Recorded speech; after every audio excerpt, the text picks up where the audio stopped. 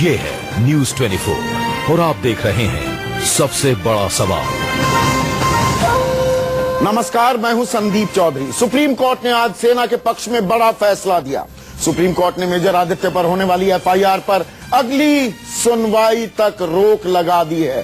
Court ने जम्मू कश्मीर सरकार को नोटिस जारी कर 2 हफ्ते में जवाब मांगा है। जवाब केंद्र सरकार से भी मांगा गया है। सेना पर एफआईआर को लेकर बीजेपी और पीडीपी के रुख अलग अलग हैं। अब ऐसे में देखना दिलचस्प होगा कि महबूबा और मोदी की संयुक्त सरकार कोर्ट को क्या जवाब देती है। मेजर पर एफआईआर के आदेश के बाद हंगामा भी खूब हुआ।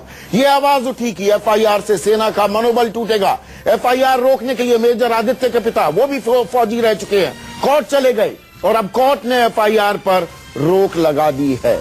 और इसी पर आज का हमारा सवाल, क्या अब पत्थरबाजों से लड़ने के लिए भी अर्जी लगानी होगी?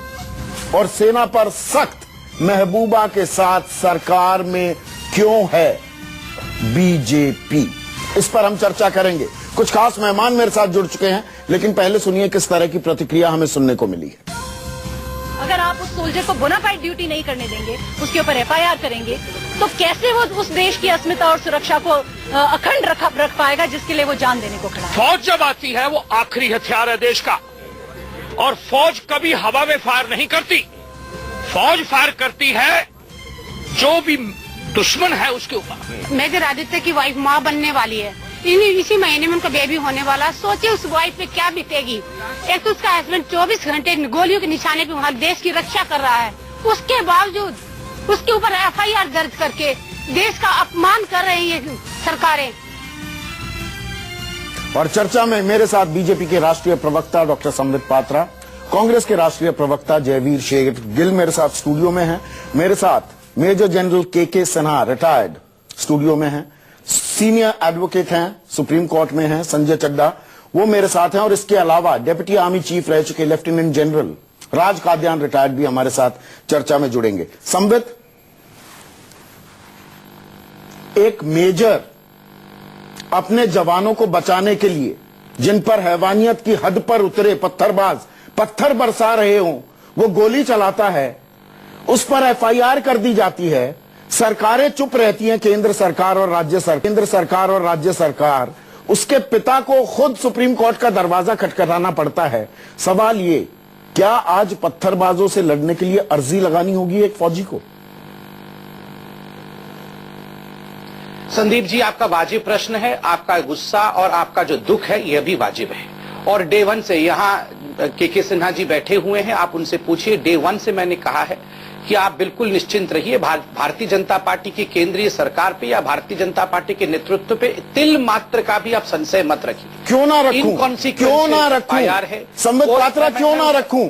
मुझे एक चीज नहीं, मुझे, क्योंकि आप राष्ट्रीय प्रवक्ता हैं संदीप जी, और मैं यहाँ पर अपने पीसीआर डायरेक्टर से कहूंगा कि महबूबा मुफ्ती की विधानसभा के पटल पर दिया हुआ वो बयान सुनवाइए। मैं किसकी बात मानूं? मैं आपसे स्पष्टीकरण चाहूंगा। केंद्र सरकार का रुख और रवैया क्या है, ये देश जानना चाहता है। सुनिए महबूबा ने क्या कहा। उसी वक्त डिफेंस मिनिस्टर से बात की, मैंने कहा ऐसा वाकया हो गया है एंड उन्होंने शी वॉज बहुत उनका पॉजिटिव रिस्पॉन्स था। उन्होंने कहा अगर आपको लगता है कि कहीं कोई ऐसी बात हुई है, कोई केयरलेसनेस हुई है, तो आप जो एक्शन मुनासिब समझते हैं वो ले लीजिए। और यही वजह है कि हमने उसी वक्त एफआईआर भी दर्ज की और मजिस्ट्रेट जो है फ्रॉड का भी ऑर्डर दिया। केंद्र सरकार की हामी से, रक्षा मंत्री निर्मला सीतारमण की हामी से मेजर आदित्य पर एफआईआर दर्ज कराई गई। गलत बयानी कर रही हैं क्या महबूबा मुफ्ती?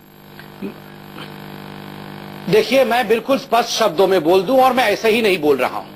कोई तीर में हवा में नहीं चला रहा हूं, और बहुत सारी चीजें मैं मीडिया में रख नहीं सकता, मगर मैं बहुत स्पष्ट और क्लिष्ट शब्दों में बोल रहा हूं। कोई हामी केंद्र सरकार की तरफ से, निर्मला सीतारमण जी की तरफ से नहीं दी गई। तो राज्य सरकार केंद्र सरकार की नहीं सुनती, ये और गंभीर हो जाता है विषय। इसका उत्तर दे रहा हूं। और आपकी साझा सरकार है वहां पर। आपको आज आपके चैनल में बिल्कुल सही बात है, और आपका ये प्रश्न वाजिब है संदीप भाई, मैं प्रश्नों से भागूंगा नहीं, आप मुझे उत्तर देने का मौका दीजिए, मैं एक एक उत्तर दूंगा। आपका बिल्कुल वाजिब प्रश्न है कि केंद्र सरकार ने अगर हामी नहीं भरी तो इस प्रकार का एफआईआर क्यों हुआ? नहीं होना चाहिए था। राजनैतिक कारणों से वहां की सरकार ने, आप याद करिए जिस समय महबूबा मुफ्ती जी इस प्रकार का, उस सरकार में आप भी हैं। भारतीय जनता पार्टी के जितने, सर सुन तो लीजिए, मैं उत्तर दे रहा हूं साहब, मैं भागूंगा नहीं, बता रहा हूं ना साहब, आपको उत्तर चाहिए ना, मैं उत्तर दे रहा हूं। जिस समय महबूबा मुफ्ती ये बता रही थी पटल पे, उस समय हमारे तमाम नेता बीजेपी के सदन के वेल में थे और वो चिल्ला रहे थे कि ये हो नहीं सकता है। और अभी आपके चैनल ने भी दिखाया है कि रक्षा मंत्री थोड़ी देर के बाद हो सकता है मीडिया से रूबरू भी होंगे। मैं अभी आपके चैनल के माध्यम से देखा, रक्षा मंत्री देश को बताएंगे उन्होंने ऐसी कोई हामी नहीं भरी। रक्षा मंत्री देश को बताएंगे ऐसी कोई हामी नहीं भरी। रक्षा, सुनिए संदीप जी, रक्षा मंत्री रूबरू हो रहे हैं, ये तो आपने दिखाया। हाँ। और आप एक डेमोक्रेटिक कंट्री के इतने बड़े पत्रकार हैं, आपका चैनल इतना बड़ा चैनल है, स्वाभाविक है आप 15 दिन की चुप्पी हो गई, हमें इंतजार करना चाहिए। 27 जनवरी का वाकया है ये, 15 दिन की चुप्पी हो गई।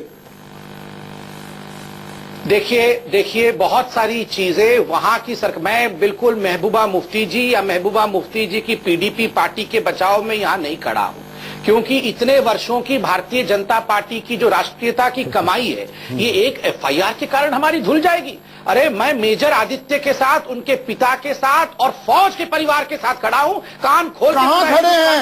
एक पिता को, एक पूर्व फौजी को खुद सुप्रीम कोर्ट में जाकर गुहार लगानी पड़ती है, क्योंकि सरकार अनदेखी करती है, सरकार एफआईआर दर्ज करती है।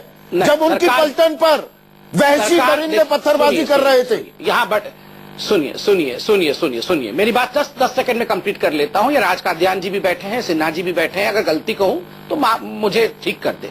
देखिए, सरकार ने कोई इन्वेस्टिगेशन उस पर चालू नहीं किया। एफआईआर कोई भी दर्ज करे, अगर इन्वेस्टिगेट नहीं होता है, चार्जशीट नहीं होता है, तो वो इनकॉन्सिक्वेंशियल है। इनकॉन्सिक्वेंशियल है। आप एक सर्विंग फौजी पर, के सिन्हा साहब एक सर्विंग फौजी पर धारा 302, 307 रणवीर पीनल कोड, वहां पर रणवीर पीनल कोड लागू है, इंडियन पीनल कोड नहीं, यानी कि हत्या की कोशिश कर एफआईआर दर्ज कर दी जाती है। सरकार मुझे बता रही है, राष्ट्रीय प्रवक्ता है बीजेपी के सत्ताधारी दल के संबित पात्रा, कह रहे हैं एफआईआर पर कोई इंक्वायरी नहीं हुई, इनकॉन्सिक्वेंशियल है वो तो।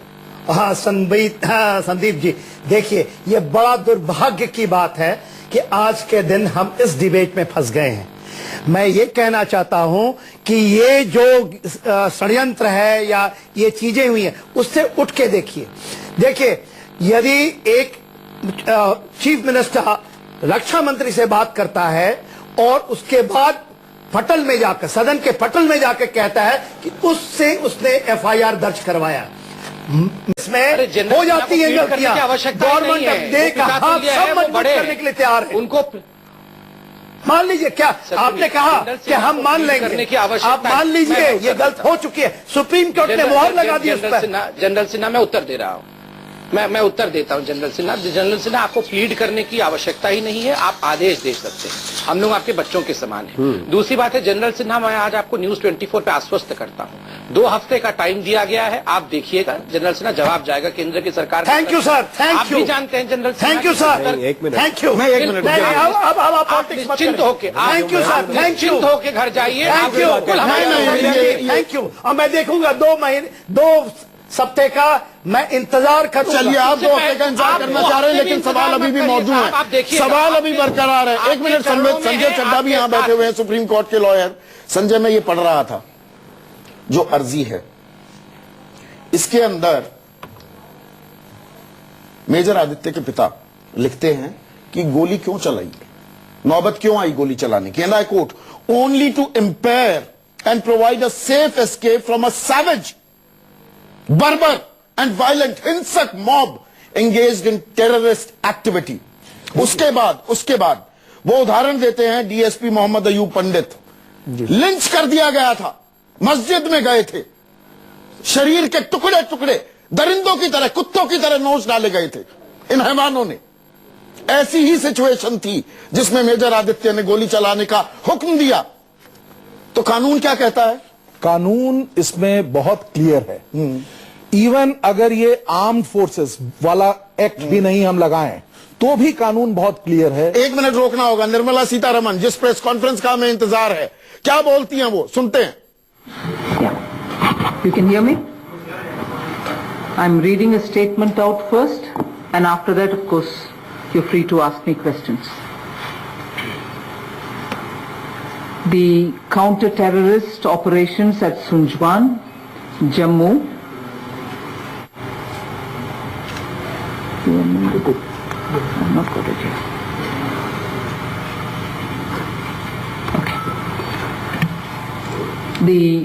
I'm repeating. The counter-terrorist operations at Sunjwan, Jammu were called off today at 10:30 hours. However, the sanitization operations are still on. The terrorists belonged to Jaish-e-Mohammed, Tanzim, sponsored by Azhar Masood, residing in Pakistan and derived around this period.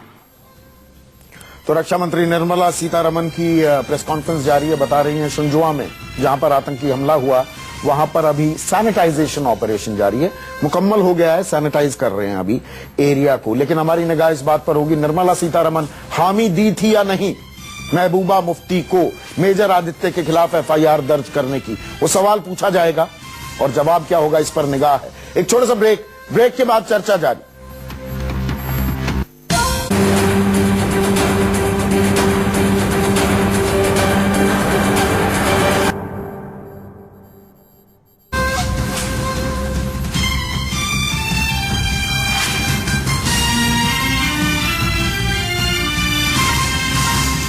बात कर रहे हैं जाबाज फौजियों की। एक फौजी अफसर major Aditya पत्थरबाजों पर, हैवानों पर गोली चलाता है, उसके खिलाफ एफआईआर कर दी जाती है। राज्य सरकार, जम्मू कश्मीर की सरकार, केंद्र सरकार चुप्पी साध लेती हैं और उनके पिता जो एक पूर्व फौजी हैं उन्हें सुप्रीम कोर्ट का दरवाजा खटखटाना पड़ता है, जहां फिलहाल रोक लगा दी जाती है एफआईआर पर।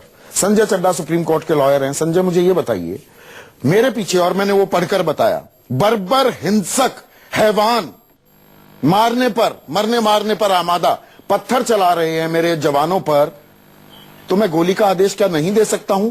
अगर एक नॉर्मल सिविलियन हूं, कोई मुझे जान से मारने की कोशिश करे, सेल्फ डिफेंस में मैं गोली नहीं चलाऊंगा क्या? कोई एक्सेप्शन नहीं मिलती क्या मुझे? एक्सेप्शन प्रोवाइड की गई है, चैप्टर स्पेशली आईपीसी में प्रोवाइड किया है, रणवीर पीनल कोड में भी प्रोवाइडेड है। यहां पे ये दिया गया है कि अपनी जान बचाने के लिए मैं जान से भी मार सकता हूं। यहां पे अगर ये तो एक नॉर्मल सिविलियन को, यही मेरी समझ से परे है। सरकार चुप्पी साध के बैठ जाती है। क्या डीजी ये नहीं लिख सकता था, no coercive action against this FIR? The reason is form in SIT. 100%। क्या वैद साहब ये नहीं कर सकते थे? बिल्कुल कर सकते हैं। और यहाँ पे, जबकि मैं जैसा बता रहा हूं कि यहाँ पे जनरल एक्सेप्शन से आप तो ऊपर हैं, आप आर्मी हैं, वहां बोनाफाइड ही काम कर रहे हैं। अगर आप नहीं वो काम कर रहे हैं जो वहां की स्थानीय पुलिस नहीं कर पा रही है, और इसीलिए आप वहां गए हैं। पुलिस जब नाकाम हो गई है तब कहा भैया आओ हमें बचाओ हमें। और इन परिस्थितियों में खासतौर और वही पुलिस इन पर एफआईआर दर्ज कर देती है। सुप्रीम कोर्ट ने 2016 में एक जजमेंट दिया था, उसमें कहा था कि एफआईआर हो सकती है आर्मी के ऊपर, लेकिन वो अगर कोई ब्रूटैलिटी हुई है, और यहाँ नामजद एफआईआर है, नामजद एफआईआर का ही मेरे ख्याल पहला केस है। हाँ, नामजद एफआईआर होने का कोई प्रश्न नहीं। जनरल कादियान, ये बातें आपको समझ में आती हैं? इसका मनोबल पर असर नहीं पड़ेगा क्या? आप, यू आर अ प्राउड फौजी and I know that, general सेना भी यहां पर प्राउड फौजी हैं, आप ये बात नहीं मानेंगे, लेकिन मनोबल पर क्या जा रहा है, क्या संदेश जा रहा है सेना के पास कि सरकारें खामोश हैं?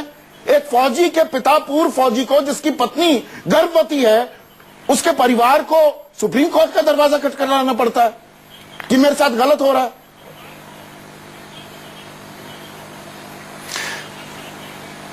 संदीप, मेरे हिसाब से ये एफआईआर बिल्कुल गलत थी, अनजस्टिफाइड थी और इनकॉन्सिक्वेंशियल भी थी।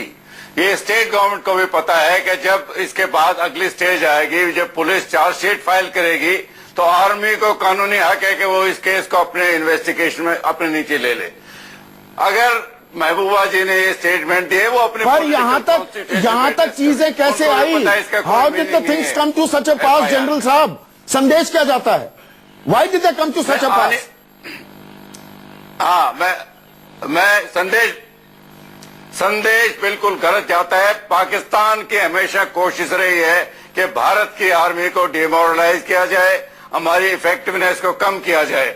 जब हमारे स्टेट के चीफ मिनिस्टर ऐसी बयान देते हैं तो साफ है कि हम पाकिस्तान के हक में बोल रहे हैं। और इससे हमारा मनोबल सेना का शायद नीचे हो ना हो अलग बात है, लेकिन आतंकवादियों का मनोबल जरूर बढ़ता है। बहुत अहम बात कह रहे हैं। ऐसे में संबित पात्रा, आप महबूबा मुफ्ती सरकार से समर्थन वापस क्यों नहीं लेते,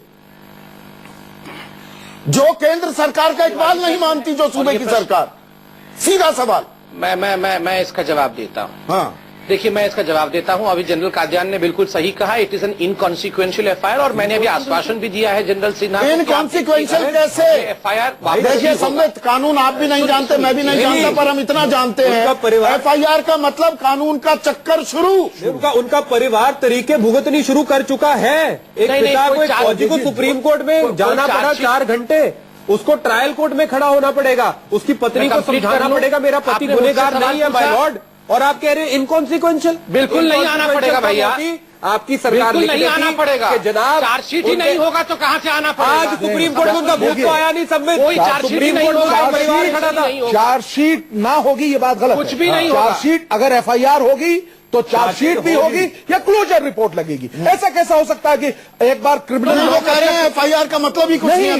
बिल्कुल बात, the moment FIR is there, the police will act upon it, police will record the statement, police must have started. पता लगा कि क्या होगा, बाकी रह गया जब सरकार वापस आएगी। बुरहान वानी को मुआवजा इन्होंने दे दिया। Central government is not going to give any permission. फौजियों पे एफआईआर इन्होंने करवा दी, पत्थरबाजों से एफआईआर वापस कर ली, विड्रॉ कर ली। मेरा सवाल अभी भी जस का 30 सेकंड बचे हैं। संबित, आपको 15 दूंगा, 15 जयवीर को। महबूबा मुफ्ती की सरकार को समर्थन जारी रहेगा क्या आपका?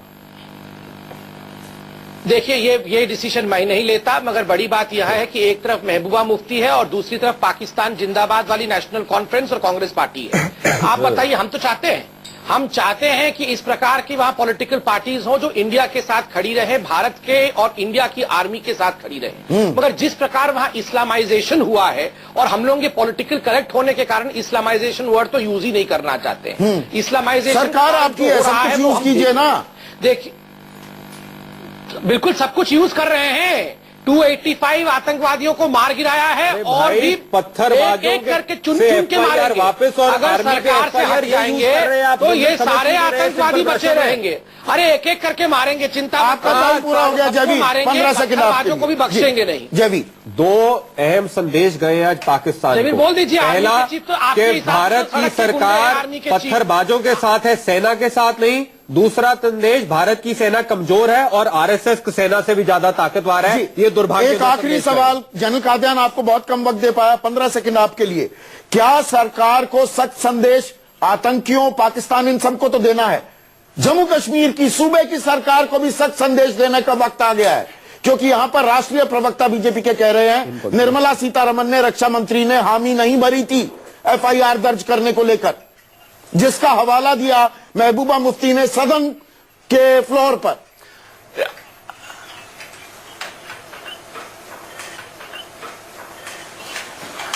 मैं नहीं समझता कि रक्षा मंत्री वो एनसाइक्लोपीडिया नहीं है, वो भी रूल चेक करके हमें देती। अगर कोई मुख्यमंत्री उनको टेलीफोन करता है कि देखिए यहाँ गलत काम हुआ, हम एक्शन लेंगे, और अगर वो बोलते हैं कि एक्शन ले लो, इसका मतलब सैंक्शन नहीं है। सैंक्शन फॉर्मल, वो रूल चेक करके। पर 15 दिन हो गए जनरल कादियान, 15 दिन तक मेजर आदित्य को सरकारों ने अकेला छोड़ दिया, उसके पिता को उनकी लड़ाई लड़नी पड़ी। आज इनका वकील ने बात क्यों नहीं बोली केंद्रीय सरकार के सुप्रीम कोर्ट में? हाँ सर, संदीप, वो मैं बात बोलना चाह रहा हूं, मुझे मौका दें। मेरी पूरी सहानुभूति